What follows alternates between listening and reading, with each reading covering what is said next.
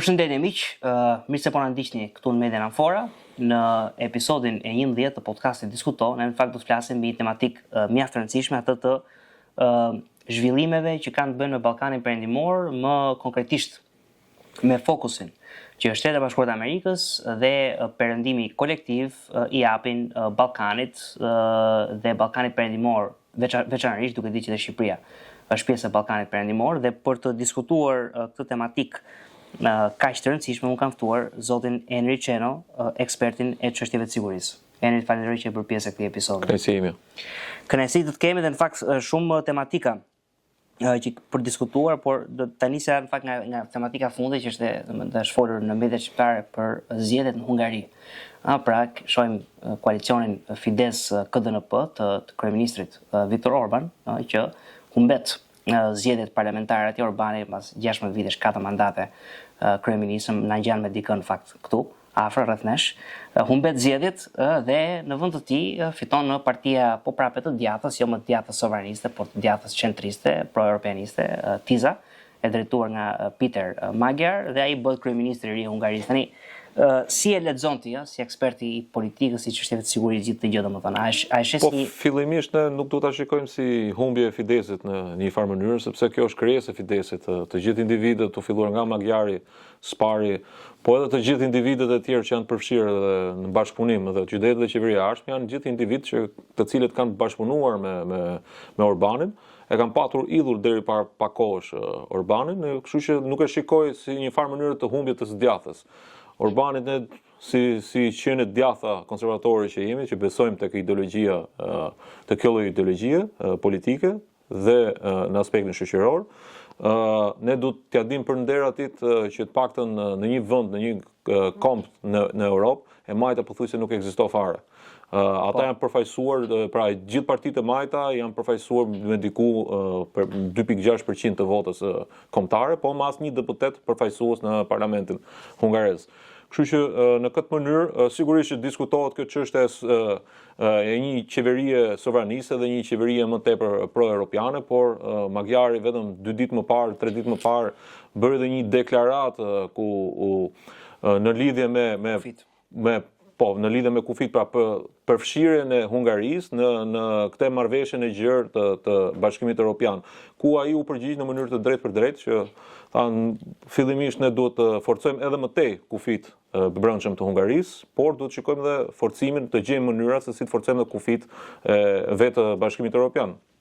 Pra, dukshëm nuk është se do ketë një ndryshim në trajektore të tjetër qeverisëse nga qeveria e re e drejtuar tashmë nga Magyari. Sigurisht që përgjatë fushatës elektorale Magyari kishte nevojë për një lloj bashkëpunimi të afërt me entitetet fuqishme të Brukselit, pra kryesisht me Berlinin. Ata kanë qenë që të cilët e kanë ndihmuar me infrastrukturë, me know-how dhe me faktor, me njerëz, me dije në një farë mënyrë për t'i dhënë këtë pushin për ta çuar drejt një fitore që për europianët është e rëndësishme. Pra unë jam kontakt drejt për drejt si sekretar në Partinë Demokratike, pra partia e Magyarit është pjesë e Partive Popullore, ku ne aderojmë. Kemi patur kontakte, kemi biseduar edhe me vetë kryeministrin e zgjedhur, por edhe me anëtarë të tjerë që pritet të jenë pjesë e kabinetit të qeverisës, dhe dukshëm nga bisedat paraprake që kemi patur, nuk është se do ketë një ndryshim kursi të shpejtë. Sigurisht që edhe në aspektin ku ai ka përgjatë fushatës ka deklaruar fort që ne do jemi kundër Rusisë, por portat e bashkëpunimit dhe urat e komunikimit me Rusinë sigurisht që janë të hapura edhe me qeverinë e re, për një arsye të vetme, pasi e gjithë ekonomia e bazuar mbi industri, pra Hungaria ndryshe nga shumë vende të tjera, përfshi këtu edhe Shqipërinë apo vendet e Ballkanit Perëndimor, ka një industri të fortë, e cila e gjitha kjo varet, është në varësi totale edhe të asaj që quhet energjia e lirë. Energjia e lirë sot është vetëm gazi rus në Europë. Dhe ne me fillimin e luftës në Ukrainë dhe me ndërprerjen si thosh emetimit të gazit rus në gjithë kapilarët infrastrukturës dhe industrisë europiane, kjo ka sjellur rritjen e kostove të prodhimit dhe një lloj dëmtimi të industrisë dhe prodhimit europian në vetvete. Po. Megjithatë në raport me, sepse ti the me shumë të drejtë që e majta zhdukur në Hungari, pra diku 2.6%, në fakt 3 parti ishin, pra ishte Fideshi, Tisha dhe një parti ekstremit fare, po të tre ishin djatha që u përfaqësuan në parlament. A mendon dhe ti si unë që sot betejë nuk është më e majtë e djathtë në botë, por nacionalistët përballë globalistëve, sepse edhe brenda kampit të djathtë në Hungari pam pra që një djathtë nacionalist u zëvendësua nga një djathtë ndoshta më globalist, nëse mund ta quajmë Magyarin një të djathtë globalist. A është edhe ti si unë këtë gjë apo thjesht Hungaria është një rast izoluar që nuk na tregon? Shiko, shoqëritë evolojnë. Njëjtë si format e mendimit, sigurisht që edhe filozofitë vinë edhe përshtaten me shoqëritë, pra edhe filozofia është një lloj derivati i perceptimit të opinionit publik dhe i perceptimit kolektiv të shoqërisë. Pra ju e thatë që unë duke studiuar në një farë mënyrë edhe premtimet e Magyarit, po edhe të Orbanit, pra asaj që ka bërë Orbani këto 16 vite, unë e shikoj edhe më të djathtë se Orbani në aspektin ekonomik Magyarin, pra nëse ai realizon ato që ka premtuar, pra Hungaria në një farë mënyrë do shkojë edhe më djathta se sa me Orbanin.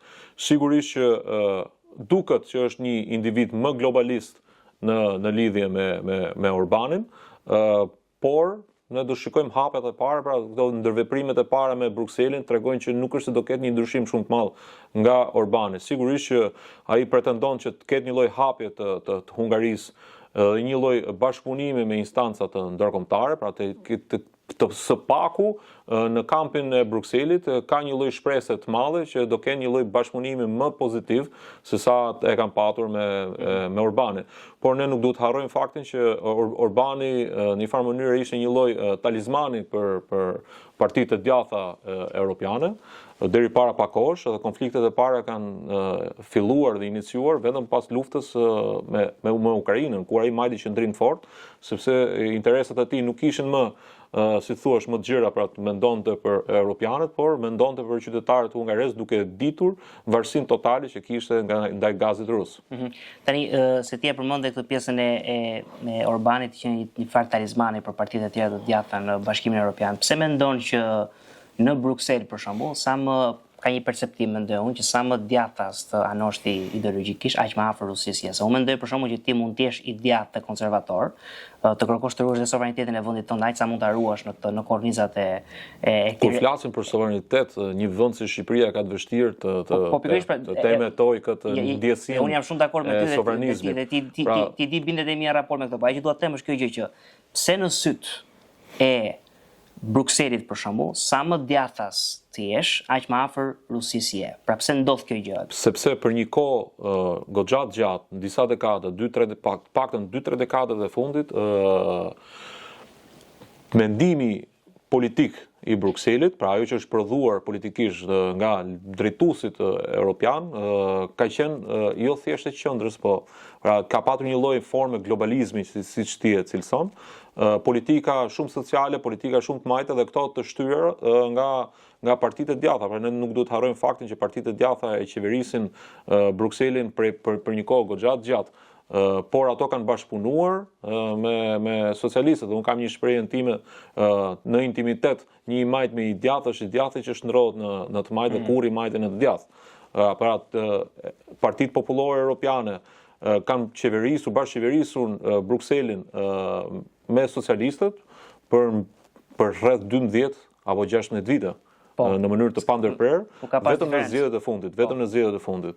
Që është bërë ky lloj diferencimi që kemi një por shiko, fillimisht ka patur në lidhje me emigracionin. Politikat e para të forta që kanë ndërmarrë Orbani kanë qenë në lidhje me emigracionin, ku ka patur konfliktin dhe përplasje ballore aso kohë me kancelaren Merkel. Por disa vite më pas, ne kemi kancelarin e ri gjerman Merzin, i cili po implementon në Gjermani pikërisht politikat e Orbanit të para disa vitesh, në lidhje me imigracionin. Por kemi edhe vendet e tjera, si Franca, dhe edhe kemi një president majt në Francë, i cili tashmë po mundohet të implementojë një lloj mënyre këto politika.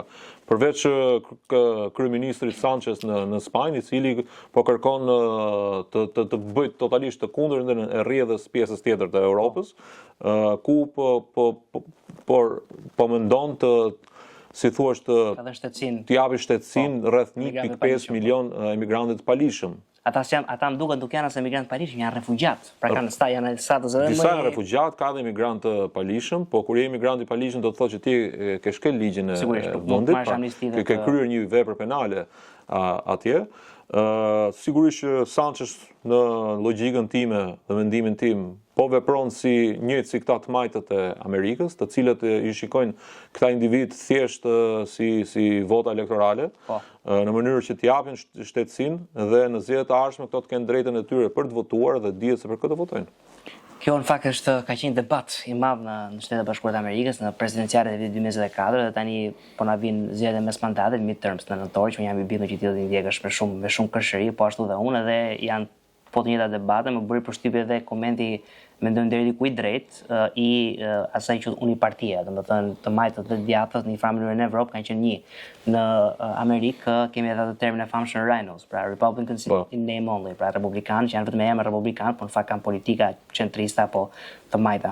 Kur flasim për të majtën, dje patëm edhe i palë zgjedhje të tjera në Bullgari, ku ish presidenti Rumen Radev fitoi zgjedhjet parlamentare i Partisë Social-Demokrate Progresiste, por me prirje ruse.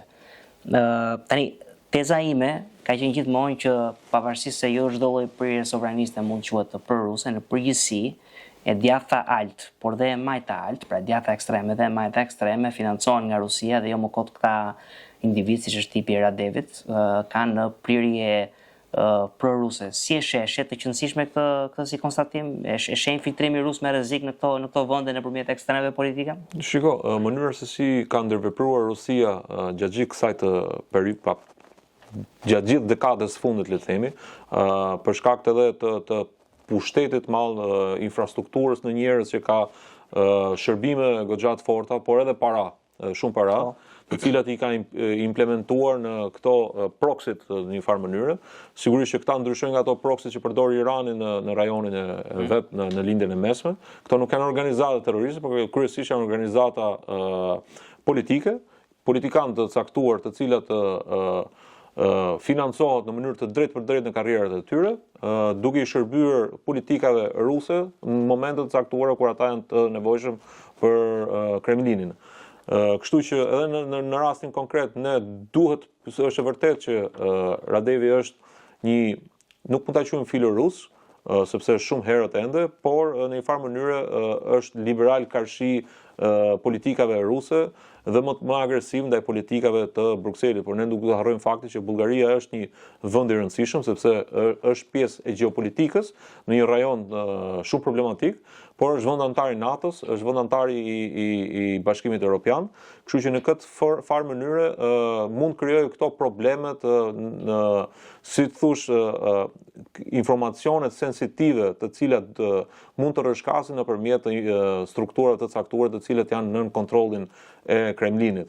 Duhet të presim, sigurisht nga njëra anë edhe në retorikën e Brukselit bie një kala në Hungari dhe ngrehet një kala pak më tutje e Putinit, por mbetet për tu parë. Sigurisht që në momentin që bota po kalon, është një moment kritik me luftra të hapura që mund të zgjerohen dhe të përfshihen edhe më shumë vende për shkak politikave të caktuara. Dhe kur flasim kur flasim për Evropën lindore, patjetër që rreziku i Rusisë është më i madh, sepse Rusia e konsideron Evropën lindore në një farë mënyre zonë të vetën të influencës. Edhe kjo është gjatë historisë dhe në fakt edhe në rast se na konfirmohet ajo teza që po shkrimtet një rendi të ri botror dhe këto tre fuqitë ndaj Shtetet e Bashkuara të Amerikës, Rusia dhe Kina, megjithëse do ndajnë zonat e influencës. Në rast se është kështu, pra kjo ndodh, shkojmë drejt këtij rendi të ri botror, në mos ka nisur ky rendi i ri botror dhe dua mendimin tënd në raport me këtë. Çfarë ndodh me vatrat e luftës në Evropë? Se për shembull ne kemi një vatër lufte që është Ukraina tani më, flitet që Finlanda dhe vendet balltike janë të kërcënuara, gjithashtu dhe Moldavia është e kërcënuar. A është një agresion të dytë rusi në Evropë, në vijim? E shikoj pak të vështirë, për shkak të edhe mënyrën se si zjatoi lufta në Ukrainë. Fillimisht pretendimet ishin që të ishte një luftë e shpejtë dhe drejt për drejt dhe një pushtim i kollajt nga ana e Rusisë në Ukrainë. Rezultoi krejt e kundërta, flitet për mbi 1.5 milion të vrarë nga të dyja palët. Pra për llogaritet edhe Rusia të ketë mbi 500 apo 600.000 të vrarë ushtar. Ka një dëm ekonomik në lidhje me infrastrukturën ushtarake që është i tejskajshëm. Pra kjo infrastrukturë ushtarake është vështirë të rimëkëmbët në kohën përgjatë luftës, sepse edhe vendet e tjera në Kina apo Irani që deri dje shërbente duke i shitur armatime Rusisë, sot është përballë një fronti tjetër lufte që duhet të përballojë për veten e saj dhe për territorin e saj. Kështu që në një farë mënyrë e shikoj pak të vështirë hapjen në një tjetër betejë apo lufte me një vend tjetër europian. Kapacitetet kjo do sillte më pas edhe si thush unifikimin e gjitha shtetet e tjera në një luftë ballore me vetë Rusinë. Sigurisht që kjo mund të sillte edhe një lloj eskalimi në atë pikë të cilën ne nuk do donim as ta mendonim, pra në përdorimin e armëve bërthamore. Besoj që jemi shumë larg kësaj pike dhe nëse bëhet një sondazh në këtë vendet e klubin e vendeve të antarë që zotrojnë armët bërthamore, të gjitha votojnë kundër për të patur një antar të ri. Dhe kur flitet që Irani mund të ketë armë bërthamore, të parët që janë kundër sigurisht është Rusia edhe me Kinën.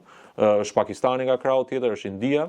Asnjë nga këta nuk e don që një regjim si Iranit të zotrojë një armë bërthamore. Kështu që në këtë lloj mënyre, unë besoj që pas përfundimit të krizës në ngushticën e Hormuzit, një marrëveshje afatgjatë besoj që do arrihet ndërmjet Iranit dhe Shtetet Bashkuara të Amerikës. Sigurisht që Shtetet Bashkuara të Amerikës e gjithë bota, po edhe Irani nuk priste që presidenti amerikan të lundë lojën e Iranit. Okej, bllokuat ngushticën e Hormuzit, unë po e bllokoj për gjithë në këtë rast. Dhe ata kërkuan menjëherë këtë, si thuash, një parandalim vetë Iranit, pasi ne dim që infrastruktura depozituese e naftës në Iran është vetëm për 13 ditë. Pra, ata nxjerrin naftë çdo ditë, por kjo mund të depozitohet vetëm për 13 ditë dhe jo më shumë. Më pas duhet të mbyllen këto puset e naftës, të cilët janë teknikisht të pamundur, ose do i sillnin dëme të pariparueshme industrisë të naftënxjerrëse dhe gaznxjerrëse të vetë Iranit. Dhe në këtë mënyrë amerikanët e dinë që Irani nuk mund të qëndrojë në blokadë për më shumë se 10 dhe maksimalisht deri në 13 ditë. Duke patur këtë informacion, presidenti amerikan dhe ekipi i tij negociator, sigurisht që këto janë edhe në aspektin e fasadës, pra në këtë luftën psikologjike në distancë, ku disa autoritetet iraniane lëshojnë këto memet në lidhje me Trumpin dhe Trumpi lëshon këto lajmet bombë në truthin e tij. Një nëmpytje në raport me këtë 13 ditëshin se është informacion shumë interesant. Ti mendon që brenda 13 ditëve Irani kapitullon, në rast se bllokada amerikane vijon ndaj Iranit? Sigurisht. Është ka të pamundur të rezistojnë mbi 13 ditë, ndërkohë që dëmi ekonomik ditor vetëm nga industria e naftës është diku te $500 milion. Po. Pra dëmi është i konsiderueshëm, pa llogaritur dëmet që janë shkaktuar nga sulmet ajrore të Iranit, të Shtetet Bashkuara të Amerikës dhe Izraelit në brenda territorit. Po mirë, nëse një blokadë 13 ditore është mjaftueshëm për ta kapitulluar Iranin, pse Shtetet Bashkuara të Amerikës nuk e bën që në fillim të gjë? Pse e lanë luftën të zgjatej për mbi 40 ca ditë? Po sepse do ishte e tepërt për Shtetet Bashkuara të Amerikës të bëjë një lloj blokade edhe për vendet që i ka aleate në rajon. Pra ishte një reaksion, një kundër reaksion i veprimeve të Iranit. Ata bllokuan për gjitha, pra për Izraelin, për Shtetet Bashkuara të Amerikës dhe për gjithë aleatët e këtyre dy vendeve. Por ndërkohë lanë të lirë për anijet për cisternat kineze, indiane dhe vendeve të tjera. Ndërkohë që ne kemi sot flotën e paqësorit, një pjesë e flotës paqësorit është në hyrje të ngushtisës së Hormuzit dhe ka bërë një blokadë totale. Kështu që unë për llogarisin ditët në vazhdim, Shtetet Bashkuara të Amerikës po nisin një ekip tjetër negociator në Pakistan për të negociuar drejt për drejt me autoritetet iraniane në mënyrë që të arrihet një marrëveshje afatgjatë, pra pikat kryesore që Irani në këtë që kërkon nuk është se janë të paralizueshme. Ata kërkojnë që, okay, do bëjnë një marrëveshje paqe, po kjo do të jetë në afat gjatë, nuk mund të jetë që pas 2 vitesh, 3 vitesh të përballemi në të njëjtën situatë. Kërkojnë gjithashtu, pra ata kërkojnë që për armët bërthamore, jo thjesht armë bërthamore, por uraniumin ta përdorin për prodhim të energjisë bërthamore. Që iranianët kanë kohë që e thonë, por të gjitha raportimet e IAEA, pra Agjencisë Atomike të Energjisë Ndërkombëtare, Agjencisë Ndërkombëtare të Energjisë flasin për një përdorim, një pasurim të uraniumit në përqindje që përdoret vetëm për armë bërthamore. Sigurisht se edhe infrastruktura e prodhimit të energjisë elektrike nga energjia bërthamore në gjithë botën ne kemi pak këto termocentralet e mëdha janë në sipërfaqe pranë pikave të ujit, pra se ato kanë nevojë dhe jo në tokë siç po zhvillon Irani, pra këtu sigurisht që ka një informacion jo të vërtetë. Por që unë besoj që të dyja palët do të çdojnë pak nga kërkesat e tyre, të gjitha kërkesat janë të realizueshme si nga ana e kërkesave amerikane, si dhe nga ana e kërkesave të Iranit. Në vetvete Shtetet Bashkuara të Amerikës nuk siç flitet edhe në këto në rangjet e vendet e sigurisë amerikane, pra këto profesionistët e sigurisë, ata deklarojnë që ndryshimi i regjimit që në fillim nuk është se ka qenë një objektiv plotësisht i vërtetë që e kërkonte presidenti amerikan, Shtëpia e Bardhë dhe autoritetet amerikane. Ata tentuan dhe po tentojnë të arrijnë një lloj të njëjtin mision që arritën në Venezuelë. Pra këto janë të gjitha të lidhura. Kemi një lloj puzzle që krijohet veprim pas veprimi. Doja të pyesja për këtë puzzle se më erdhe fiks ke pyetja që kisha në fakt në raport me këtë rendin e ri botror. Sepse ka politolog, geopolitikan për shumë që flasin për një përballje midis Perëndimit dhe BRICS-it, edhe ke lufta në Venezuelë. Në fakt është Shtetet Bashkuara të Amerikës me BRICS-in, jo Perëndimi. Pikërisht pra kemi një përballje të Shtetet Bashkuara të Amerikës me BRICS-in, kemi një përballje të Perëndimit me BRICS-in dhe në rast është e para, a nuk kupton kjo një përçarje të Perëndimit? A mos ndoshta do kemi një rikonfigurim të aleanca, siç po shohim për shembull me Kanadan dhe Bashkimin Evropian dhe Britaninë e Madhe që po afrohen më shumë me Kinën dhe SBA që po kërkon të formojë aleanca të tjera, apo janë thjesht flirtime të momentit që këta aleat i bëjnë për të bërë presion njëri tjetrit në mënyrë që aleanca perëndimore, NATO konkretisht, po dhe vendet satelitet të NATO-s të forcohen. Si është edhe gjithë situatë? Po sigurisht që kemi një rendi botror i cili po shkërmoqet aktuali, po krijohet një arkitekturë e re e pushtetit gjeopolitik global. Sigurisht se rendi aktual është krijuar pas luftës së dytë botrore me marrëveshjet dhe fuqitë e kohës, por nga ajo periudhë kanë kaluar pothuajse 8 dekada, ku kanë dalë në sipërfaqe fuqi të tjera madhore dhe fuqi të mëdha të kohës, të cilat po veniten ekonomikisht, po jo vetëm ekonomikisht, edhe në aspektin ushtarak në vetvete. Pra, jo rastësisht sot qendrat ku diskutohet për diplomacinë botrore, nuk përdoret më Gjeneva, nuk përdoret më Londra apo Parisi, por kemi kaluar në vende të cilat janë duke u zhvilluar, qoftë në aspektin ekonomik, financiar, por edhe në atë aspektin ushtarak. Pra kemi një lloj rrëshqitje të cilët e kërkon vetë koha, pra e kërkon vim fuqitë e reja të cilat kërkojnë hapësirën e tyre në tavolinën e gjeopolitikës botrore. Nga krau tjetër është pikërisht doktrina Monroe, të cilët Trumpi është kthyer fort. Hemisfera perëndimore është e padiskutueshme. Kontrollin amerikan. Dhe ai e nisi këtë në bisedime drejt për drejta me Panaman. E largoi Panaman si një rrugë kalimi tregtar shumë të rëndësishme në atë gjeopolitikën botrore, nga influenca kineze në mënyrë të drejtë për drejtë në influencën amerikane. Ai sigurisht është atipik në mënyrën e tij, por në kushtet ku është sot bota, është mirë që kemi një në krye, pra njeriu më të pushtetshëm sot në botë, kemi një njeri atipik në atë formë. Unë nuk e gjykoj në aspektin psikologjik, në mënyrën e të shprehurit, por unë e gjykoj dhe analizoj në veprimet dhe produktin që sjellin veprimet e tij, të cilat në lidhje me, po flasim në aspektin e fuqisë hegemone të Shtetet Bashkuara të Amerikës. Amerika sot është më e fortë se ç'ishte para 2 vitesh. Sigurisht kjo është e padiskutueshme. Të njëjtën, pra këto kohra, këto dekada kanë prodhuar lider shumë të dobët në aspektin politik në Perëndim, dhe Perëndimi po e ndjen. Pra vendet e fuqishme si Gjermania, Franca po ndjejnë pikërisht politikat e dobta, jo të qëndrueshme dhe afatgjatë, për zhvillimin ekonomik, për zhvillimin e sigurisë, të cilët sot ndihet më shumë se kurrë. Çështja është që për këto arsye, mendon që Shtetet Bashkuara të Amerikës kanë hequr dorë nga Evropa, pra se nuk e shikoj në një farë mënyrë që kanë hequr dorë. Kemi parë vetëm një gjë të vogël për ta komplementuar pyetjen që ta japësh përgjigjen tamam të plot. Kemi parë deklaratë e presidentit Trump ku ai ka konsideruar NATO një tigër prej letre, a parashikon një largim të SBA-s nga NATO. Dhe a mendon që këto shkundjet që presidenti Trump po i bën Perëndimit dhe vendet perëndimore janë që Perëndimi të forcohet, apo që Shtetet Bashkuara dhe Bashkimi Evropian shkojnë në 2 rrugë të ndryshme? Nuk do ketë një ndarje, nuk do ketë një largim të Shtetet Bashkuara të Amerikës, edhe në aspektin e doktrinës saj për sigurinë e vendit të Shtetet Bashkuara të Amerikës, por edhe të hemisferës.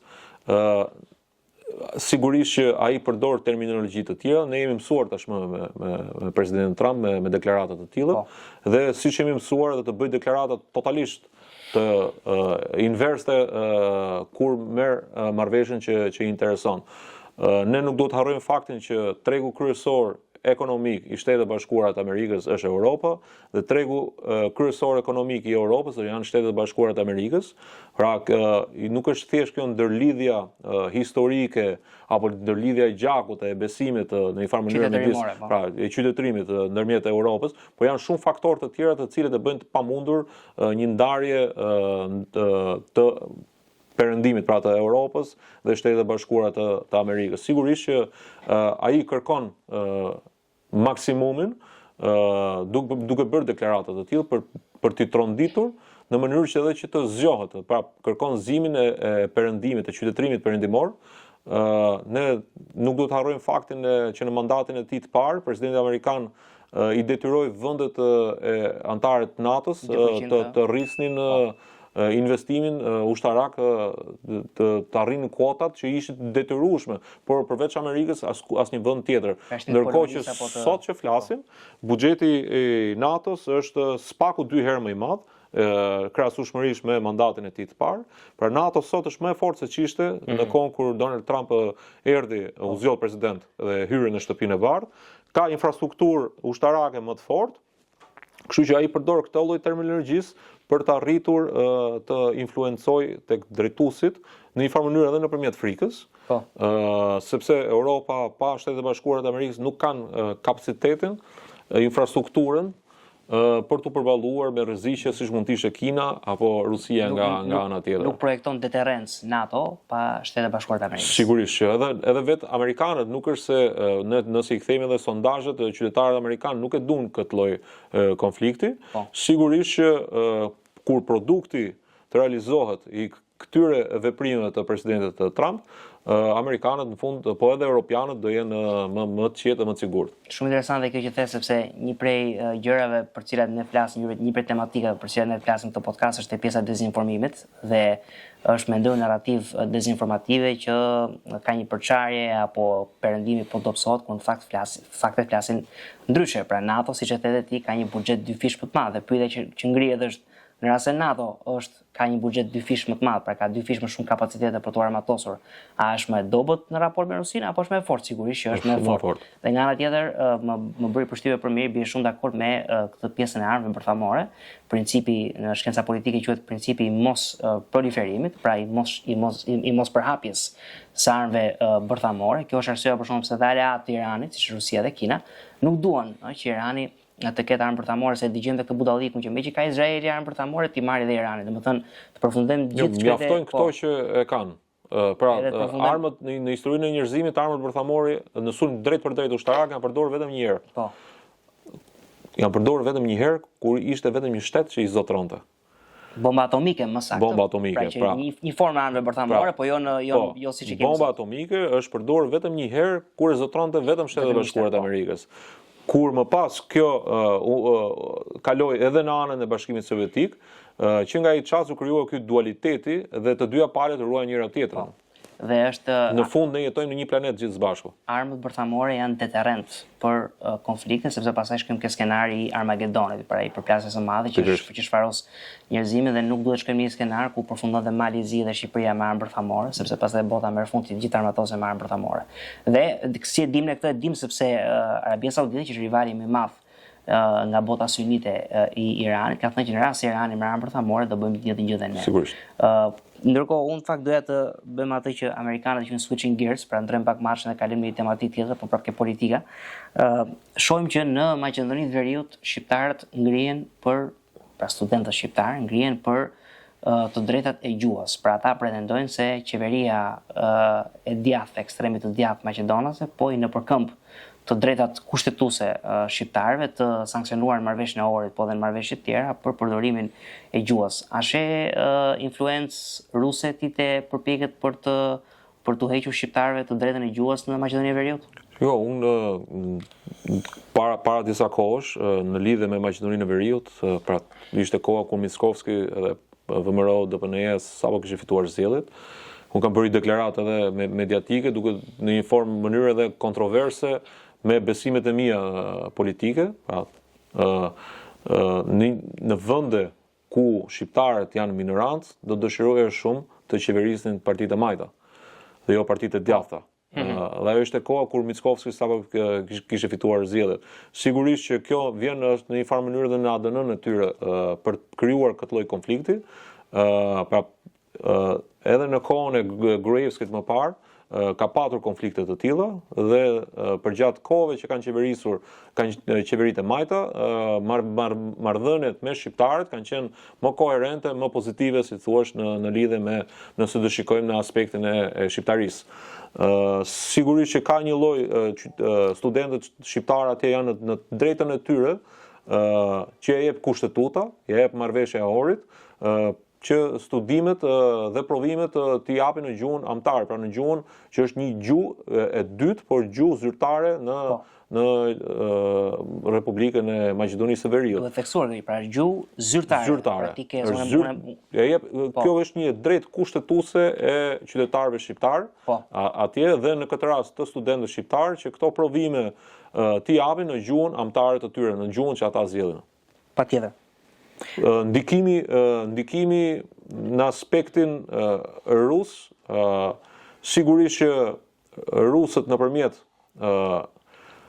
proksive të tyre të shpërndarë, pra siç e thamë edhe më parë, nëpërmjet partive të ndryshme politike, individëve të caktuar, NGO-ve të cilat ata i financojnë në mënyrë të vazhdueshme, media të cilat zotrojnë, sigurisht që kërkojnë të bëjnë këtë lloj defibrilacioni apo një lloj prishje të gjendjes normale që ka ky rajon. Dhe ky është një rajon problematik, njëjtë siç është edhe lindja e mesme. Pra, në lindjen e mesme Irani investon nëpërmjet proksive dhe organizatave terroriste, Rusia dhe Serbia, që është proksi kryesor i Rusisë në Europë, investojnë në këto konfliktet për të prishur këtë mirëqenien dhe harmoninë që dukshëm është vulnerabël në rajonin tonë. E përmendëm me shumë të drejtë fakt që sigurisht që Rusia në një farë mënyrë është trazuesi kryesori i këtyre gjellave antiperëndimore, anti-evropiane, ndoshta edhe anti-amerikane. Sepse duke krijuar trazira këtu, vëmendja e Brukselit, po edhe Shtetet e Bashkuara të Amerikës fokusohet drejt rajoneve të cilat ndoshta nuk mund të mos kenë interes të drejtë për drejtë të Rusisë dhe krijohet më tepër hapësirë për Rusinë të veprojnë në territoret që ata kanë interes. Interesante kjo teoria e divertimit të vëmendjes, po në Shqipëri për shkak kur vjen puna ke ndikimet e huaja, sepse paktën edhe në episodet të tjera të këtij podcasti ne kemi përmendur tre ndikime kryesore, tre rryma kryesore, pra ndikimi rus, ndikimi kines dhe ndikimi iranian për shembull. Si sheti këto tre ndikime dhe cili prej tyre është më i fortë dhe më i rrezikshëm? Ndoshta është e vështirë për ta bërë si klasifikim, po mendoj që është për të përmendur. Ndikimi i të trejave vendeve është ka ardhur në rritje. Sigurisht që hapësira për të vepruar në territorin e vendit ton është më specifik dhe shumë herë më i vështirë se sa në vendet e tjera fqinje. Kjo për shkak të konfigurimit ton si shoqëri, por edhe atë politik, pra politika shqiptare nuk ka lejuar kurrësi asnjëra nga partitë nuk kanë lejuar një lloj integrimi të një lloj besimi apo vëmendje të Rusisë, Kinës apo Iranit dhe kjo në një farë mënyrë nuk është përhapur me veprime politike. Pra në këtë lloj mënyre ne kemi qenë më kompakt edhe në aspektin politik. Nuk kemi patur ndarje të majtë të djathtë, parti të ndryshme, të cilat janë hapur, sigurisht që mund të ketë patur qeliza të caktuara të cilat kanë patur influenca të caktuara. Në vitet e fundit shikohet një lloj rritje e impaktit dhe e ndikimit islamist, fundamentalist dhe jo islamit në vetvete, po fundamentalizmit religjioz ka patur një lloj rritje dhe kjo në shpërthimin e konfliktit që ka ndodhur në Iran shikohet dukshëm edhe në media. Pra nëse partitë politike në Shqipëri janë të mbyllura ndaj këtyre ideologjive apo këtyre ndikimeve të jashtme, sigurisht që të parat që ndikohen dhe dukshëm krijojnë këtë narrativën që më pas mund të kalojnë nga një narrativ e opinionit publik në një narrativ politike dhe kjo rrezikon faktin e kompaktit që ne kemi si shoqëri.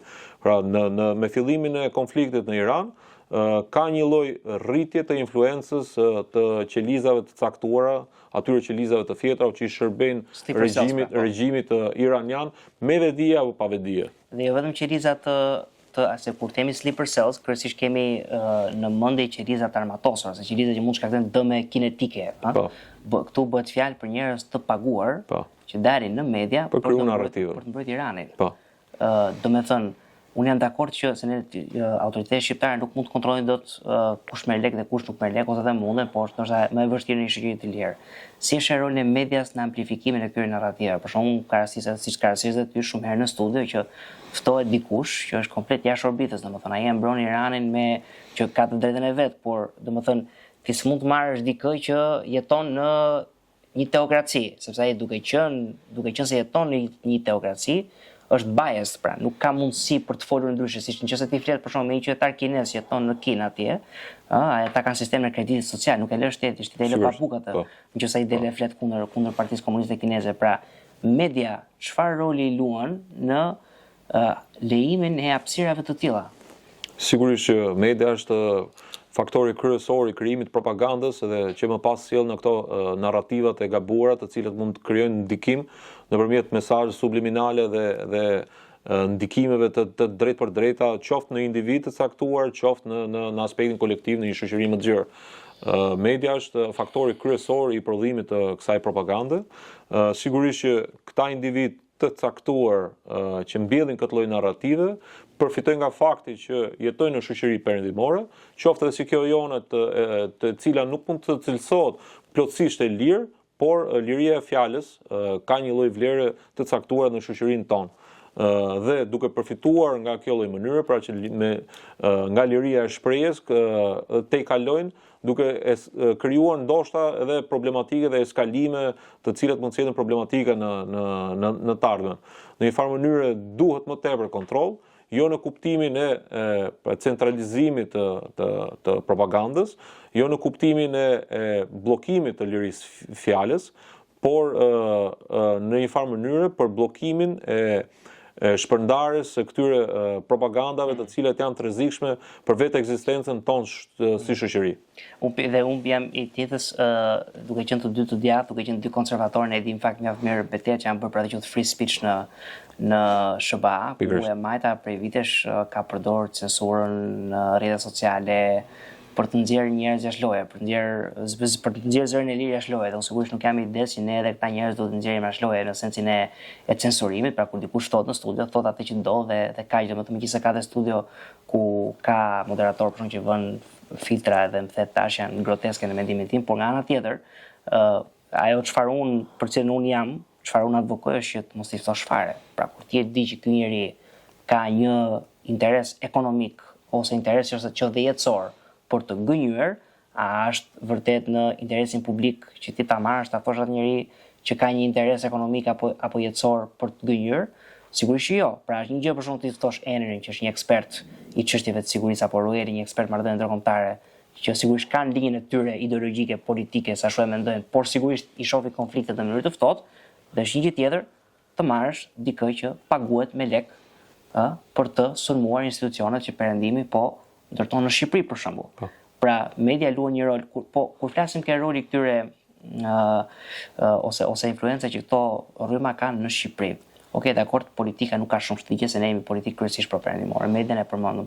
Po në ekonomi, për shembull, më bën shumë përshtypje që ti ke influencera pafund që promovojnë të produktet e Temu. Temu është një kompani kineze, domethënë ndoshta nëse ka një etalon të kapitalizmit shtetëror kinez është Temu.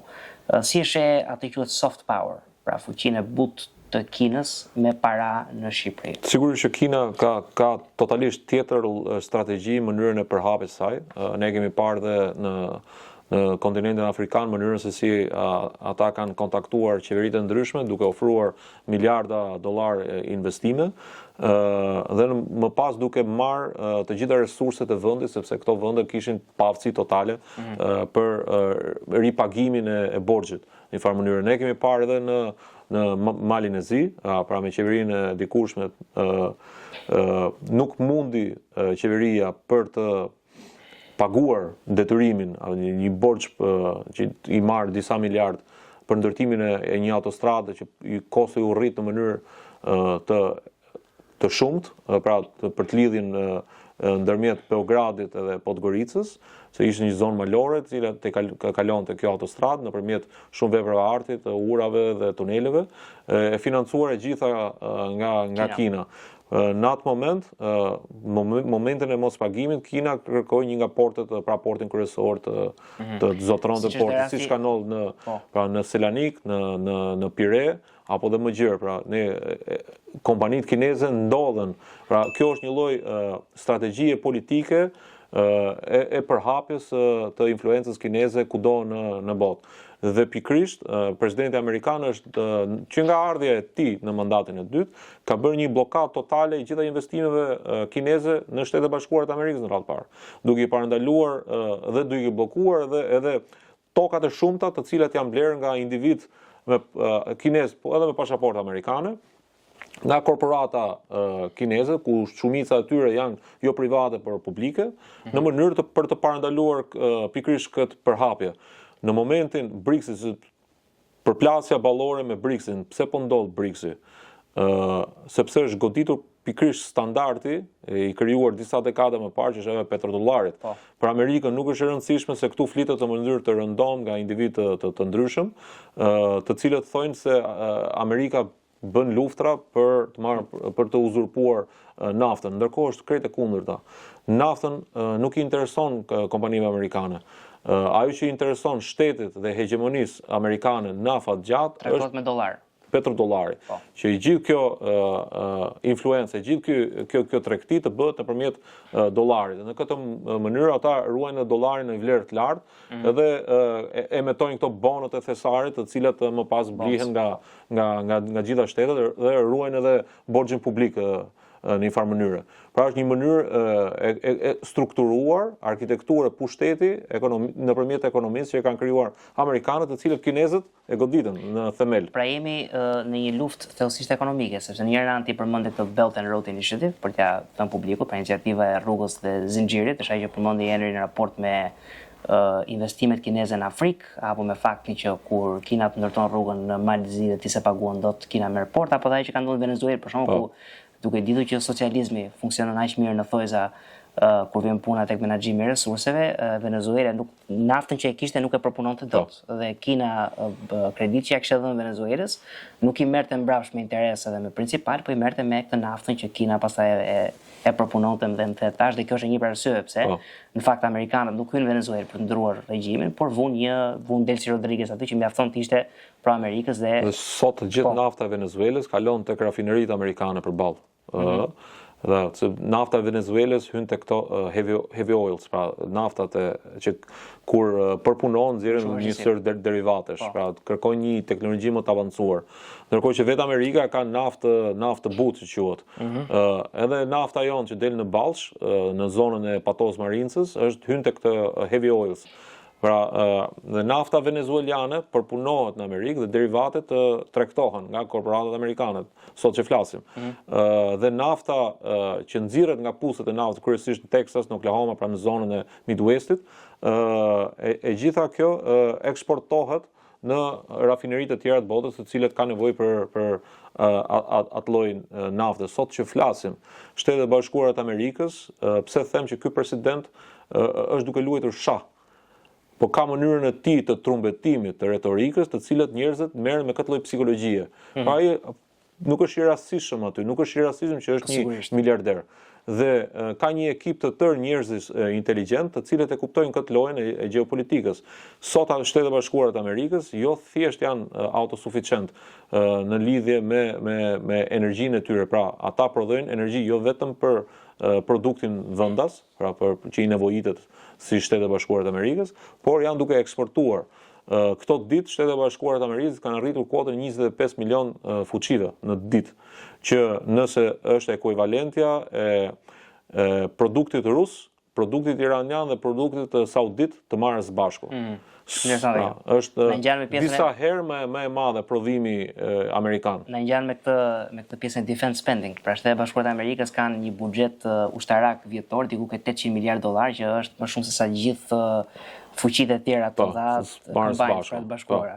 Dhe dy gjëra që do të përmendin në fakt, se ti e përmendë petrodollarin, pra dy terminologji për petro, ose kjo që the ti, ose ka dhe një term tjetër, pra rezerva globale e dollari, si rezervë globale e monedhave, pra përdorë për transaksione ndërkombëtare, duke përfshirë dhe shitblerjen e naftës për shembull, dhe në fakt një prej gjërave të cilat ne dëgjojmë është kjo ide që SBA për shembull bën luftra për Izraelin, pra ka shkuar ditën e mesme për Izraelin, por në fakt në rast se ti bën një analizë të qëndësishme të gjës, kupton që janë këto arsyet për cilat fletësi. Pse për shembull i intereson vetë retorikës dhe propagandës të lidhin gjeopolitikën amerikane, sikur është në kontroll, pa një vend me 400 milion banor, kontrollohet nga një vend me 10 milion banor. Pse gjithë kjo për shembull se ne unë dhe ti jemi shumë të rrahur me debatet politike në Shtetet e Bashkuara të Amerikës, pse influencer konservator Tucker Carlson, Candace Owens, Alex Jones, Nick Fuentes është konservator, po e marrë me që është fut në lojë së fundmi.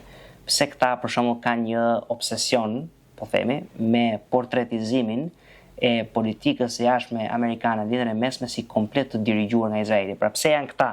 Se liberalët për shembull flasin për Izraelin si një shtet apartheidal apo ku diun, por nuk flasin për kontrollin e politikës së jashtme amerikane nga Izraeli. Pse mendon që një gjithë kjo ke konservatorët në Amerikë? Sigurisht në një farë mënyrë, shiko, ndikimet e jashtme në psikat e gjithë secilit prej nesh janë të ndryshme. Dhe ka individ si këto që përmendë, Tucker Carlson mbi të gjitha, që ka krijuar edhe një lloj fiksimi tashmë për të krijuar këtë lloj relacioni që Shtetet e Bashkuara të Amerikës janë nën kontrollin e Izraelit, që kjo është diçka totalisht e palogjikshme, që gjithë ajo politikë, pra politika globale, ne mund ta kuptojnë në një farë mënyre që individ caktuar mund të kenë influenca të caktuara, qoftë që këto politike, nëpërmjet financave apo nëpërmjet ndikimeve të tjera. por nëse ne analizojmë pikërisht çfarë është duke ndodhur në Iran në ngushticën e Hormuzit, është e gjitha një lloj shau politik për të krijuar një arkitekturë fundore të rendit të ri botror. Dhe Shtetet e Bashkuara të Amerikës po e udhëheqin pikërisht këtë strategji për interesat afatgjata të hegemonisë së tyre kombëtare. Në një farë mënyrë, sepse këto janë të gjitha të lidhur, pra ndodhi Panamaja, ndodhi Venezuela, tashmë Irani dhe patjetër. Pra, po Venezuela s'kishte lidhje me Izraelin. Po patjetër. Jo, po këta lidhin çdo gjë, këta do vi, nuk e di do vi një moment që do ndodhi diçka në Shqipëri këtu dhe ajo do ketë një lidhje me Izraelin, se është një gjë për shembull të flasësh për politikën amerikane ndaj territoreve palestineze, atë sigurisht Izraeli ka një ndikim. Sigurisht, patjetër. Por të lidhësh Izraelin me çdo lloj gjëje, me çdo lloj lëvizje që Amerika bën në politikën e jashtme, tregon ose obsesion, ose që ti paguash nga fuqitë të tjera për dezinformuar. Për shembull, Rabin se do ta jap fjalën pastaj për që të dua mendimin tim, Rabin Shmuli, që është një prej rabinëve më të njohur izraelit hebrej në Shtetet e Bashkuara të Amerikës, Tucker Carlsonin e thret me emrin me nofkën Tucker Carlson, pra ky merr lek nga Katari. Në një kohë kur mund ta dyshojmë të gjë se Tucker i ka bërë udhëtime në ato vende shumë dhe më e çmendura vajti në Rusi, bëri një softball interview Vladimir Putinit dhe foli për supermarketin rus. Pra domethënë mendoj që këto janë thjesht raste të izoluara individësh apo ka një tendencë aty? Shiko, jo të gjithë janë të paguar. Sigurisht pjesa kryesore e tyre, ata janë të pasur, janë gjithë pasur. Për shkak të rrjedhës që i ka marrë karriera e tyre, krijojnë këto obsesionet psikologjike, se nuk besoj që të jenë thjesht një individ që kanë një lloj retorike të fortë në opinionin publik, dhe krijojnë influenca të caktuara dhe paguhen për këtë lloj aspekti. Është vështirë që kjo gjë të ndodhi në Shtetet e Bashkuara të Amerikës me të gjitha agjencitë ligjbatuese apo të inteligjencës që funksionojnë. Kështu që unë besoj që ata kanë një lloj obsesioni të brendshëm, sigurisht në disa gjëra kanë të drejtë, por në një pjesë të mirë të tyre, si fakti që kjo betejë në Iran udhëhiqet nga Izraeli, ka një lloj bashkëpunimi me Izraelin, se sigurisht për shkak edhe të rajonit, po edhe të mënyrës se si unë kam qenë disa herë në Izrael, mënyrës se si ata jetojnë të rrethuar nga armiq, i bën ata që të jenë më të kujdesshëm dhe të punojnë nëpërmjet Mossadit, pra dhe agjencive të tjera, për të patur këtë informacionin primar. Dhe sigurisht që pjesa kryesore e sulmeve të udhëhequra nga Shtetet e Bashkuara të Amerikës nga ajri kanë informacioni është bazuar mbi informacionin parsor të cilët në terren Mossadi dhe agjencitë e tjera izraelite e kanë zotëruar. Ka përputhje interesash, pra nuk është Izraeli kontrollon, ka përputhje interesash dhe duket sikur, por janë interesat përputhen. Por kur flitet për Tucker Carlsonin, se këta hyn tek grupi i këtyre individëve që kërkojnë që Shtetet e Bashkuara të Amerikës të mbyllet në vetvete. Paleokonservatorët, pra. Pra, nëse sovranistët, po ti mund të jesh sovranist edhe duke zotëruar gjysmën e botës. Sigurisht. Vetë nuk ka sovranizëm më të fortë fakti që ti rikthen doktrinat e vjetra, doktrina Monroe, dhe ti izolon dhe largon çdo kundërshtar, ato që të cilët cilëson kundërshtar të natyrshëm të Amerikës, siç është Kina, sepse Rusia ka tjera fuqi dhe ka tjera mënyra për diskutuar. Po siç është Kina, kundërshtari kryesor natyror sot i Shtetit Bashkuar të Amerikës, të cilët e ka larguar definitivisht dhe plotësisht nga hegemonia e hemisferës perëndimore. Pra, kjo është një lloj forme sovranizmi. Por mbyllja e Shtetit Bashkuar të Amerikës brenda territorit të saj do bënte të mundur që gjithë hapësirën që do lejonte Shtetet e Bashkuara të Amerikës do ziheshin, pra do zotroheshin nga këto kundërshtarët e drejt për drejt, dhe ti do i krijojë hapësirë të madhe që Kina të zhvillojë akoma dhe më shumë, si në aspektin e potencës ekonomike, edhe ashtu në aspektin e potencës ushtarake. Dhe një ditë do ndodhte ajo gjendja që enemy of the gate, pra vetë Kina do ndodhej përballë territorit amerikan, gati për ta pushtuar dhe atë. ai që kjo shumë e drejtë që thua ti në raport me atë që në shkenca politike quhet power vacuum, pra kur ti krijon një vakum pushteti, pra largohesh ti nga Afganistani edhe pushtetin e marrin talibanët. Ikën ti nga Siria, aty çdo gjë bëhet si këmbë të vit, pra ka konflikte pafund. Dhe kjo është dhe në raport me këtë gjë. Kur flasim për këtë rolin e ri amerikan, për në një farë mënyrë një biçim rinovimi të Pax Americanës, si presidenti Trump kërkon të bëjmë reformat e veta. A shihet kjo për shkak me emërimin e ambasadorit të ri në Shqipëri, pra me generalin Eric Wentz, që është nominimi, se nuk është akoma emërim, pra nominimi, se është Senati që bën konfirmimin, por është nominimi më i fundit i presidentit Trump për ambasador të Shqipërisë të Shtetit Bashkuar të Amerikës në Shqipëri? Është i lidhur në mënyrë të drejtë për drejtë edhe për shkak të atyre që biseduam edhe më parë bashk. Pra influencat në rritje të këtyre vendeve kundërshtare të Shtetit Bashkuar të Amerikës, të cilat nëpërmjet proksive të tyre po tentojnë maksimalisht për të destabilizuar rajonin dhe nuk do të harrojmë faktet historike që këtu ka filluar lufta e parë botërore me një konflikt në Ballkan. Dhe në një farë mënyrë me gjithë këto vatra lufte të përhapura kërkohet një lloj stabiliteti dhe nuk mund të kishte një përzgjedhje më të mirë, është një ushtarak karriere i graduar. Kërkon të japë edhe një mesazh pra, që shikoj amerikanët janë. Patjetër është zgjedhje politike, pra nuk vjen nga hapësira e burokratëve. Pra siç ka ndodhur në Dom, pra është e para zgjedhje politike që përzgjedhet dhe fakti që është i pari ambasador amerikan që emërohet, nominohet për të ardhur në gjithë rajonin. Ne nuk kemi sot ambasador amerikan në gjitha vendet e fqinje. Në një farë mënyrë ky do jetë edhe një lloj jo thjesht ambasador në Shqipëri, por ambasador që do ketë një lloj influencë në të gjitha vendet, në ambasadat e tjera në vendet e fqinje. Pse Shqipëria se duhet të bëj një pyetje në raport me këtë, në fakt kam 2 pyetje të fundit, por kjo është një prej tyre. Pse është Shqipëria pra në një kohë ku ne flasim për një krisje të Shtetit Bashkuar të Amerikës me qeverinë aktuale shqiptare, zotin Rama, duke ditur që zoti Rama është një Benjamin politik i George Sorosit, ndërkohë që në Shtëpinë e Bardhë ne sot kemi një kundërshtar të epur të Sorosit. Pse zgjidhet Shqipëria si enklav e amerikanizmit? Këtë kemi parë edhe me Bordin e Paqes. Shqipëria është vetëm i vend bashkë me Kosovën të përzgjedhur për të marrë pjesë ke kjo organizata Bordit të Paqes. Është merit e qeverisë aktuale apo ka ndonjë gjë që ne nuk e dimë në raport me absolutisht, pra analizat gjeopolitike që kanë bërë në Këshillin e Sigurisë dhe Shtëpinë e Bardhë janë shumë më të thjeshta se sa kjo. Pra ata përllogarisin vjen në Tiranë si kryeqyteti i shqiptarisë. Pra kemi shqiptar në Kosovë, kemi shqiptar në të shpërndar kudo në rajon. Dhe shqiptarët kanë qenë një faktor stabiliteti dhe jo destabiliteti historikisht. Dhe një farë mënyrë vjen një ambasador i gjithë pushtetshëm, i plot fuqishëm, por mbi të gjitha ushtarak. Emërim drejt për drejt i politik i presidentit amerikan. Ne nuk duhet të harrojmë faktin që në 2020, pra në shtator të 2020, para zgjedhjeve, Donald Trumpi nominon të njëjtin individ për ambasador në Katar.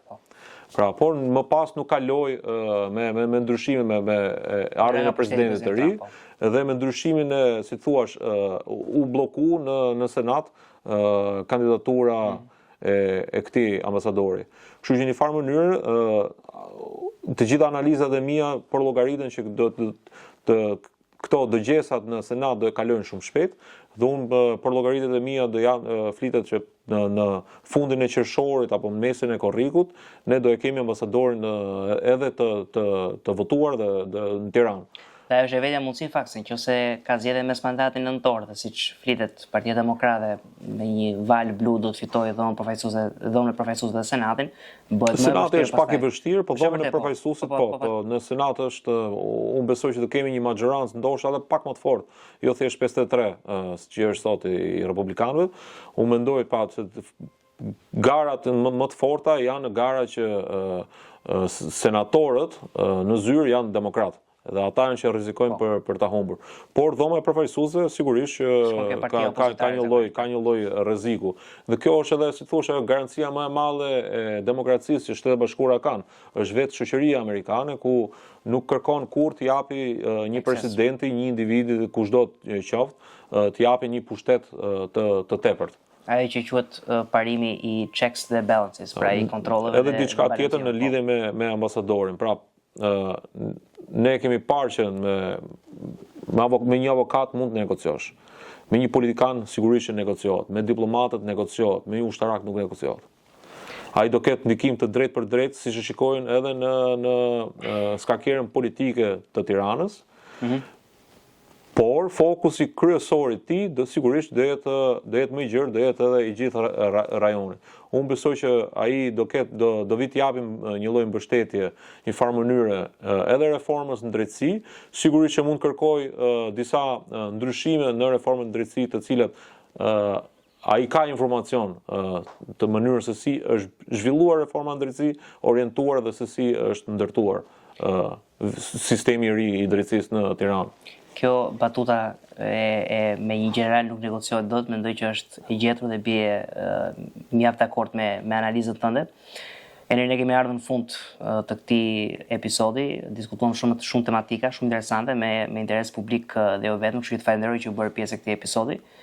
Miq të Media Sanfora, ju falenderojmë që na ndoqët dhe së bashku do të shihemi në episodin tjetër.